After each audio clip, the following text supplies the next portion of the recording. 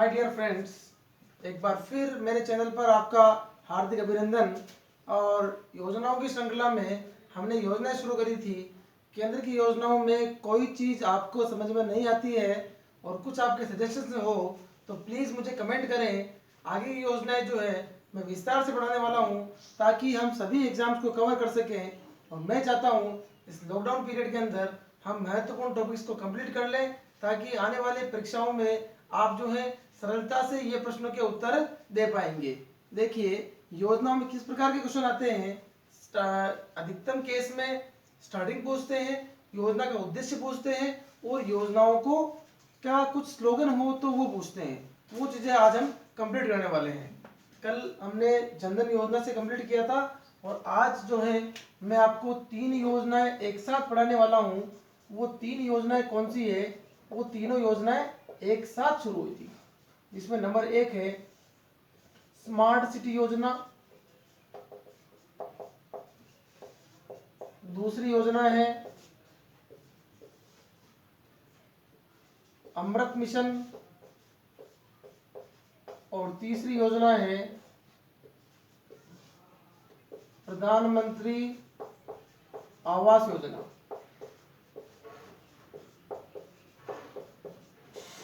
ये तीनों योजनाएं एक साथ शुरू हुई थी और इनकी शुरुआत जो हुई थी भैया वो हुई थी 25 जून 2015। शुरुआत करने वाला व्यक्ति कौन? One and only Narendra Modi ji, प्रधानमंत्री मोदी जी द्वारा।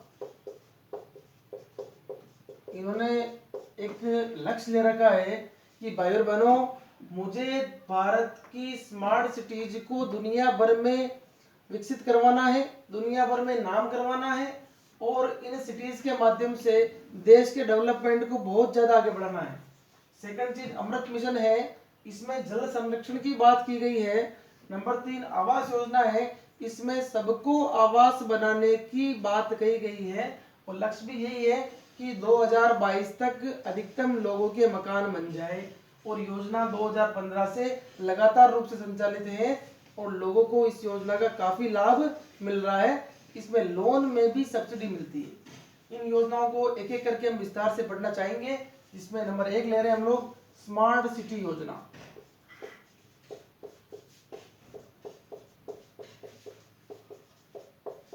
सबसे पहले मैं योजना के बारे में बताना चाहूंगा कि स्मार्ट सिटी किस प्रकार बनेंगे।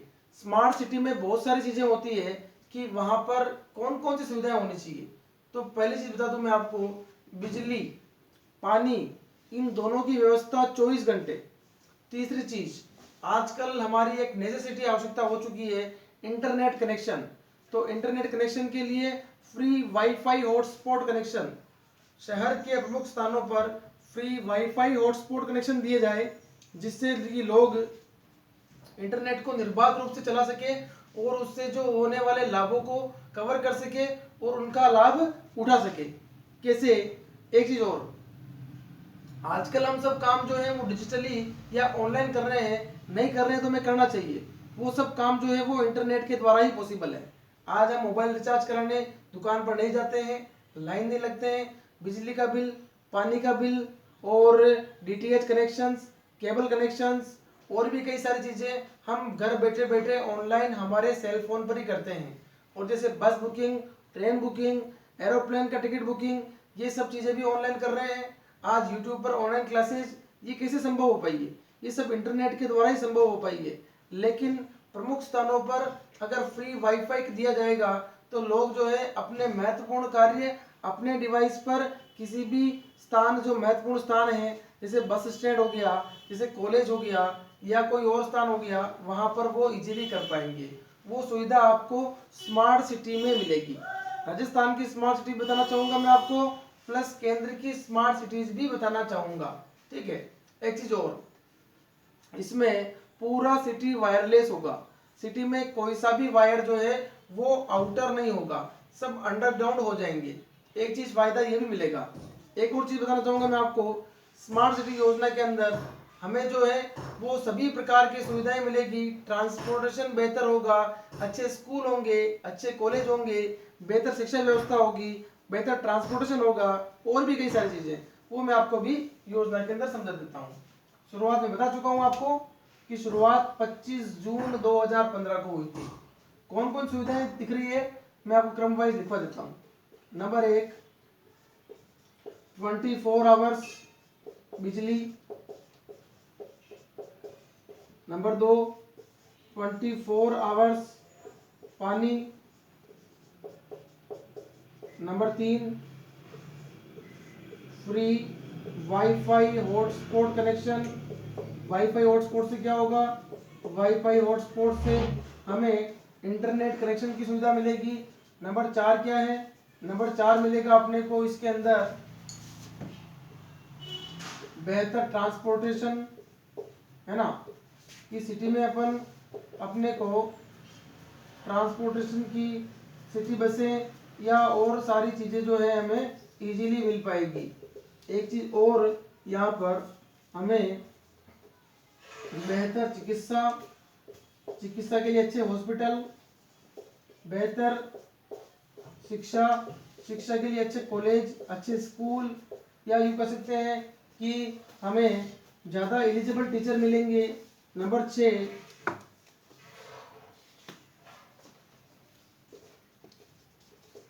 पीने के पानी की बेहतर सुविधा।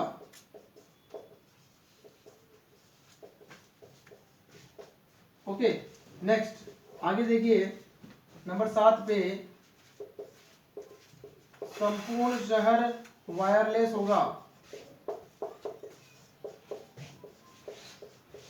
और एक चीज और, एलपीजी के लिए हमें कहीं लाइन में नहीं लगना है और एलपीजी सिलेंडर के माध्यम से नहीं आएगी और गैस पाइपलाइन जो है वो घरों घरों तक पहुंच जाएगी। ये भी सुविधा रहेगी इसके अंदर। एक चीज और, संपूर्ण शहर में प्रमुख स्थानों पर सीसीटीवी कैमरे लगाए जाएंगे जिससे शहर वासियों की बेहतर सुरक्षा हो सके। और भी कई सारी चीजें होगी जो कि स्मार्ट सिटी योजना में शामिल है। अब बताना चाहूंगा कि इसमें कौन कौन से राज्यों के कौन कौन से अधिकतम शहर शामिल किए गए हैं। ठीक है, तो नंबर 1 पे देखिए आप लोग,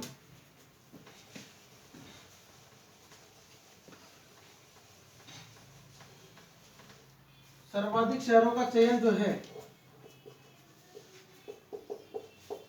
वो भारत के सबसे अधिक जनसंख्या वाले प्रदेश से किया गया है। आप समझ गए होंगे मैं बात कर रहा हूं यूपी की, और यूपी के 13 शहरों का चयन किया गया।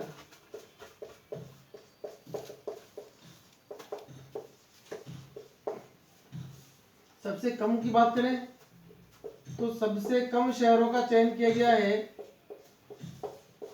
गोवा में से, और गोवा का जो है केवल एक शहर का चयन किया गया है। गोवा का एक शहर कौन सा है, जो इसकी कैपिटल है और राजधानी है पणजी। ये चीज हो गई। आगे देखिए राजस्थान की बात कर लेते हैं कि राजस्थान के कितने शहरों का चयन किया गया है, और राजस्थान के भैया यहाँ पर 4 शहरों का चयन किया गया है। आप लोग भी अजूम करिए कि राजस्थान के किन किन शहरों को शामिल किया गया है, जिनमें नंबर 1 पे रहेगा अपने,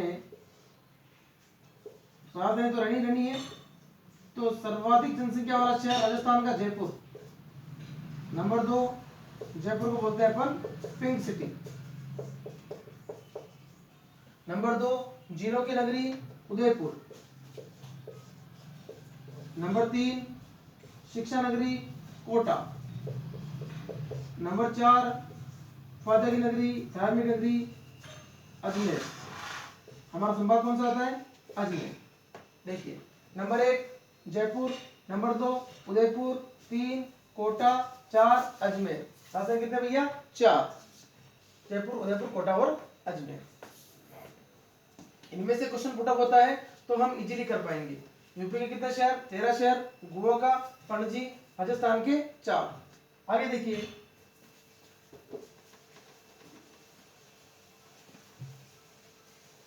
जो प्रश्न आ चुका है उसकी बात कर रहा हूं मैं। 2016 की भर्ती में फर्स्ट ग्रेड एग्जाम में क्वेश्चन पूछा गया था कि स्मार्ट सिटी में प्रथम शहर के रूप में किस शहर का चयन किया गया, और प्रथम शहर का जो चयन है वो प्रथम शहर है भैया आपके उड़ीसा की राजधानी भुवनेश्वर। और आने वाले समय में हो सकता है आपसे एक और प्रश्न पूछ ले कि यहाँ पर अंतिम शहर कौन सा चयन किया गया है, और अंतिम शहर जो है वो हमारा रहेगा 7 सिस्टर स्टेट में से उनकी मैं आपको ऑप्शन देना चाहूंगा। ऑप्शन देखिए, मणिपुर की राजधानी इम्फाल, मेघालय की राजधानी शिलोंग, असम की राजधानी दिसपुर और अरुणाचल की राजधानी ईटानगर।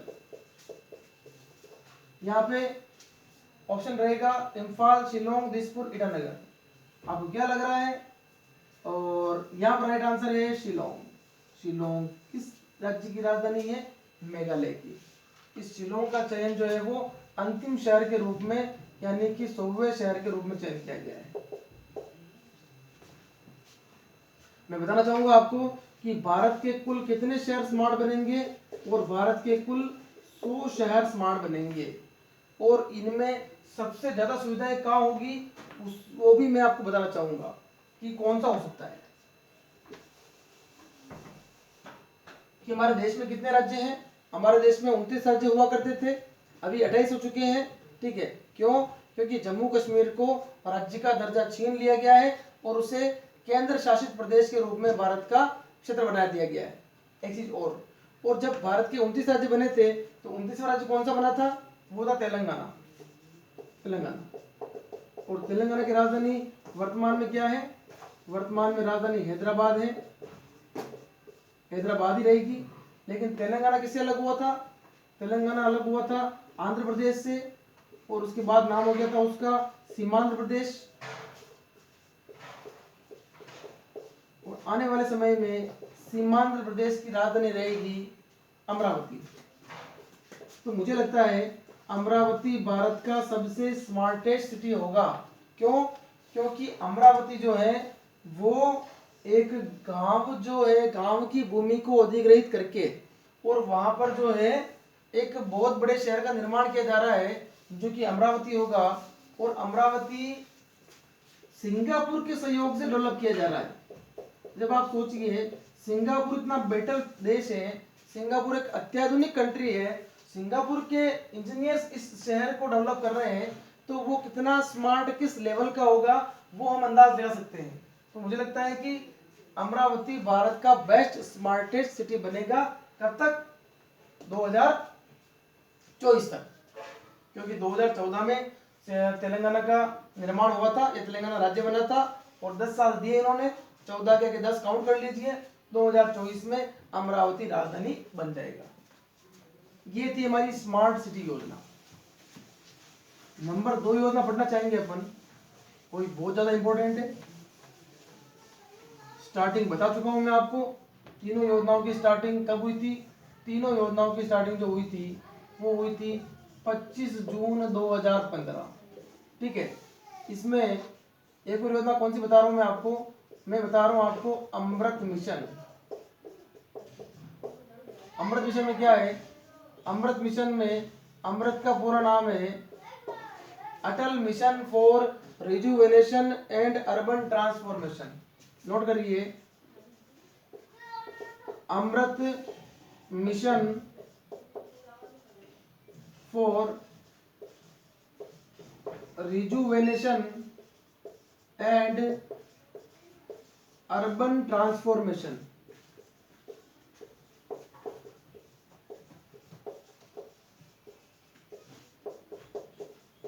इसका हिंदी में नहीं बताना चाहूंगा मैं आपको, इसका मतलब है, सॉरी अमृत नहीं, ए मीन्स अटल होगा, अटल मिशन। क्या होगा इसका मीन्स? अटल शहरी, अटल शहरी नवीनीकरण एवं परिवर्तन मिशन। ठीक है, अमृत का फुल फॉर्म है Atal mission for rejuvenation and urban transformation. Hindi में बोल रहे हैं इसको अटल शहरी नवीनीकरण एवं परिवर्तन मिशन। इस मिशन में क्या? इस मिशन में देश के 500 शहरों को सम्मिलित किया गया है। और 500 शहरों में कौन कौन सी सुविधाएं होगी? वो भी बताना चाहूंगा मैं आपको। 500 शहरों में निम्न सुविधाएं होगी। इसका नाम नोट नहीं किया आपने तो नोट कर लीजिए, नोट नहीं कर पा रहे हैं तो स्क्रीनशॉट ले लीजिए। आगे बता रहा हूं मैं आपको इन 500 शहरों में कौन सी सुविधाएं होगी, लिखना चाहूंगा मैं आपको। देखिए इन 500 शहरों में जो है वो 4 सुविधा होगी।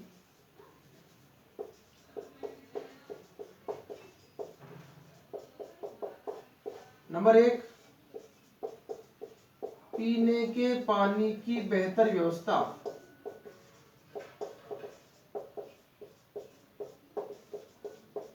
नंबर 2,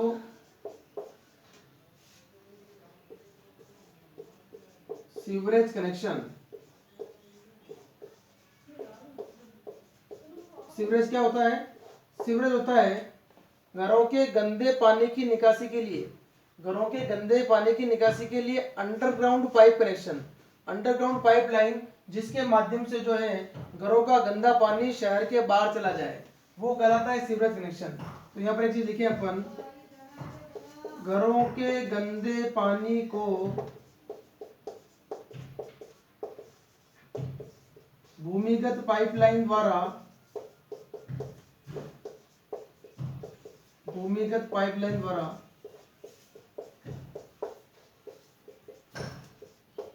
शहर के बाहर पहुंचाया जाए।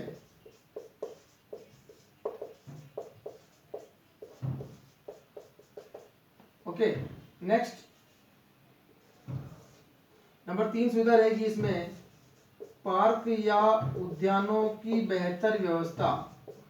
शहर में उद्यानों की क्या हालत है आप लोग जानते हैं, पार्क या उद्यानों की बेहतर सुविधा।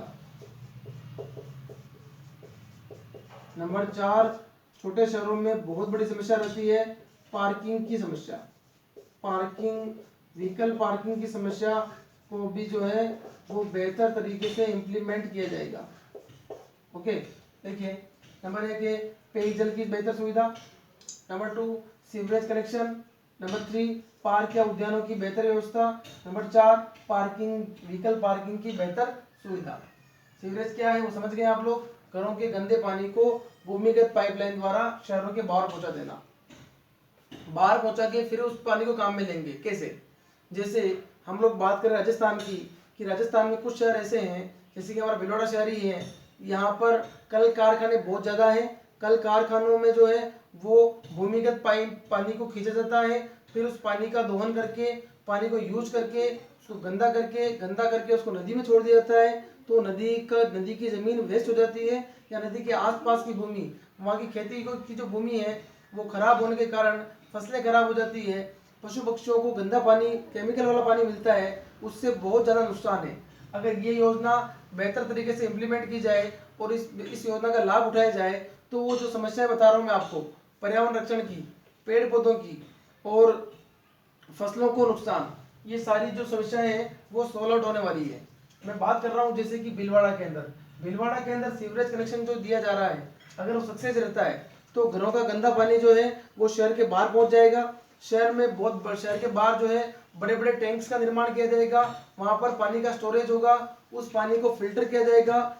3 लेयर फिल्टर, 1, 2 एंड 3 लेयर के बाद पानी बिल्कुल फिल्टर हो जाएगा और उस फिल्टर पानी को जो है वो उद्योगों को दिया जाएगा। उद्योग उस पानी को उपयोग में लेंगे और वापस उसका फिल्टराइजेशन करेंगे और उस पानी का बार बार उपयोग करेंगे। ठीक है, तो इससे क्या होगा, इससे पानी की बचत होगी, इससे पर्यावरण की रक्षा होगी, पेड़ पौधे, पशु पक्षी और जमीन और जो है बाकी सबकी रक्षा होगी। तो ये चीज जो है बहुत ज्यादा इंपॉर्टेंट होने वाली है। ओके, अब एक चीज और बताना चाहूंगा मैं कि राजस्थान के परिप्रेक्ष्य में इस योजना का क्या महत्व है, वो मैं लिखा देता हूँ।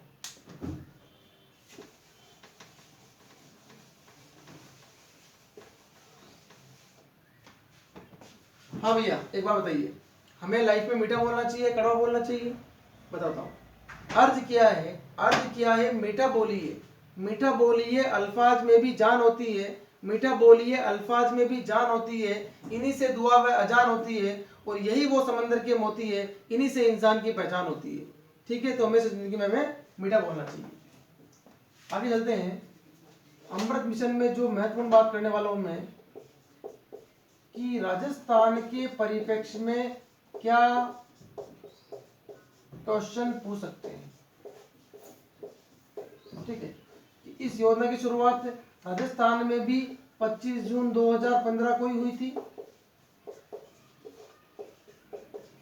पहली चीज, जो सुविधाएं पूरे देश में दी जाएगी वही सुविधा राजस्थान में भी होगी।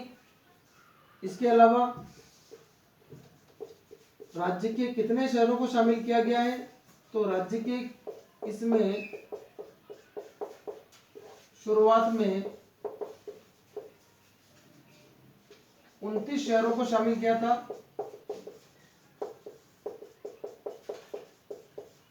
और बाद में 2016 में 5 शहरों को और जोड़ा गया। तो 29 और 5 कितने हो गए, 34। यानी कि वर्तमान में योजना कितने शहरों में चल रही है, 34 शहरों में चल रही है। जरूरी नहीं कि ये जिला मुख्यालय पर ही चल रही है। ऐसे शहर जो जिला मुख्यालय नहीं है वहां पर भी चल रही है और ऐसे शहर जो जिला मुख्यालय है वहां पर भी नहीं चल रही। इसका रीजन है कि जिस शहर की जनसंख्या कम से कम 1 लाख होगी वहीं पर ये योजना संचालित की जा रही है, अदरवाइज अन्य शहरों में योजना संचालित नहीं की जाएगी। इसका कारण है जहां पर 1 लाख से अधिक जनसंख्या है वहीं ज्यादा प्रदूषण है, वहीं ज्यादा गंदगी है और वहां पर इन चारों सुविधाओं की जो बताई थी मैंने आपको उनकी ज्यादा आवश्यकता है, इसलिए इन्हीं शहरों में चलाई जा रही है। अब मैं आपको इन 5 शहरों के नाम याद कराना चाहूंगा जो कि 2016 में सम्मिलित किए गए। क्या हमारा भीलवाड़ा शहर इस योजना में शामिल है? बिल्कुल है। क्या कि क्योंकि यहाँ पर 1 लाख से ज्यादा लगभग 4 लाख जनसंख्या है और उद्योग है, तो यहाँ पर जो है सुविधा इस योजना का होना अति आवश्यक है। देखिए वो 5 शहर कौन से थे जिन्हें शामिल किया था 2016 में। 2016 के 5 शहर वो मैं लिखा देता हूं आपको। 2016 के 5 शहर जो थे वो थे BBSMK,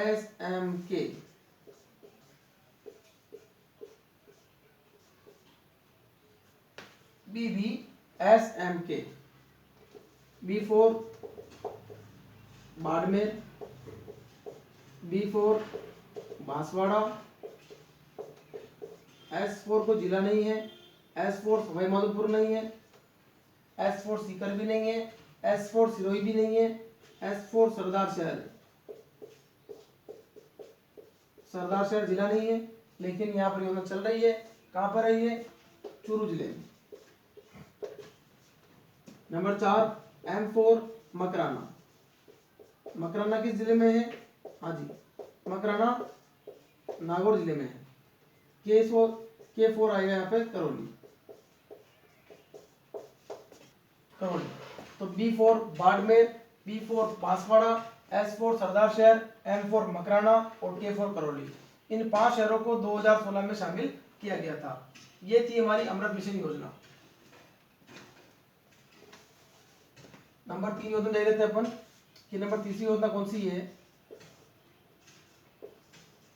ये योजना है प्रधानमंत्री आवास योजना। प्रधानमंत्री आवास योजना,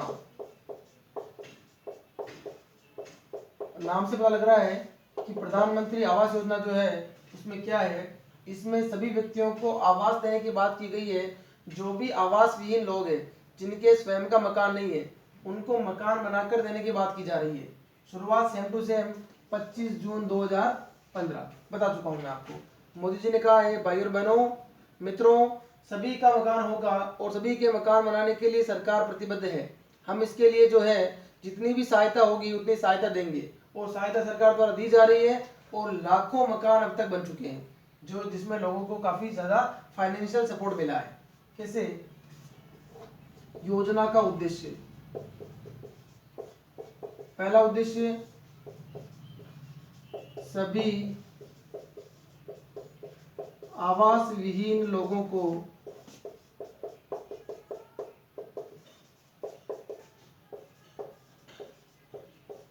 स्वयं का मकान मिले। ठीक है। नंबर 2,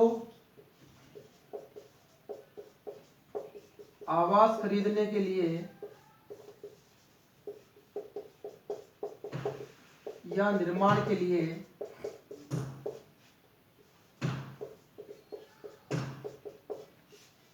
उनकी इनकम के अनुसार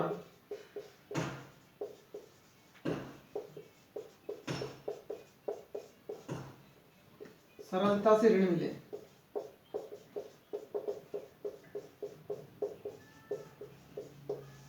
ठीक है, एक चीज और बताना चाहूंगा मैं आपको, जो भी इस योजना के अंतर्गत मकान खरीद रहे हैं या मकान का निर्माण कर रहे हैं, उन्हें लोन पर सब्सिडी मिलती है। लोन पर सब्सिडी, और लोन पर सब्सिडी कितनी मिलती है? उनको लोन पर सब्सिडी मिलेगी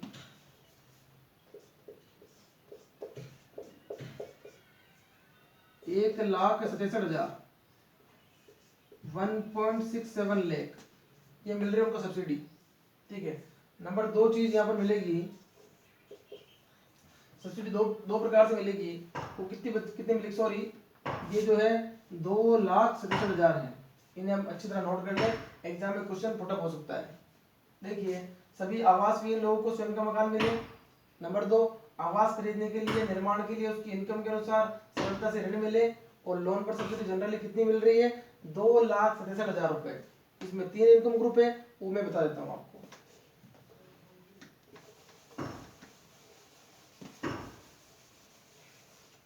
योजना में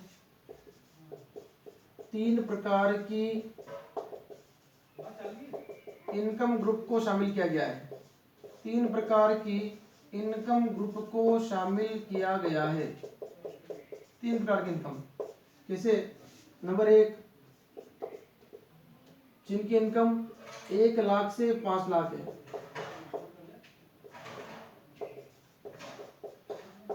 नंबर 2, 5 लाख से 10 लाख। नंबर 3, 10 से 15 लाख। इसमें सब्सिडी का क्राइटेरिया क्या रहेगा? 1 लाख से 5 लाख वाले इनकम ग्रुप को 2,67,000 की लोन में सब्सिडी मिलेगी। और इन दोनों इनकम जो ग्रुप है, नंबर 2 और नंबर 3, इसमें सब्सिडी मिलेगी 2,33,000। तो काफी अच्छी सब्सिडी है और लोग इसका लगातार लाभ ले रहे हैं। लाखों मकान बन चुके हैं और लाखों मकान बनना बाकी है। मोदी जी ने लक्ष्य लिया था पहले कि योजना का लक्ष्य 2022 तक हमें 2 करोड़ मकान बनाकर देने हैं। उसे बढ़ाकर सरकार ने, अब जब सरकार, ये जो सरकार अभी बनी है 2019 में, 19 वाली सरकार 2024 तक चलेगी और 2024 तक लगभग 5 करोड़ मकान बनाए जाए, जिससे सब बहुत ज़्यादा लोगों को इस योजना का लाभ मिले। और इस योजना में बहुत कम ब्याज देना है, वो ब्याज की राशि में भी आपको यहाँ पर नोट करा देता हूँ। मतलब ब्याज में भी छूट मिलेगी। ब्याज में छूट कितनी मिलेगी? ब्याज में छूट मिलेगी 6.5%। उनको ब्याज में भी छूट मिलेगी। आपको योजना ये अच्छी तरह समझ में आ गई होगी। काफी अच्छी अच्छी योजनाएं हैं और आगे आने वाली योजनाएं जो है वो मैं कल के वीडियो बताना चाहूंगा। मैं वापस कह रहा हूँ आपको, योजना टॉपिक में कोई और आपको चीज एडिशनल चाहिए या किसी योजना को और अच्छी तरह समझना है तो मुझे प्लीज कमेंट करें, मेरे चैनल को लाइक करें, सब्सक्राइब करें, शेयर करें। आज के लिए इतना ही। जय हिंद, जय भारत। मिलते हैं कल।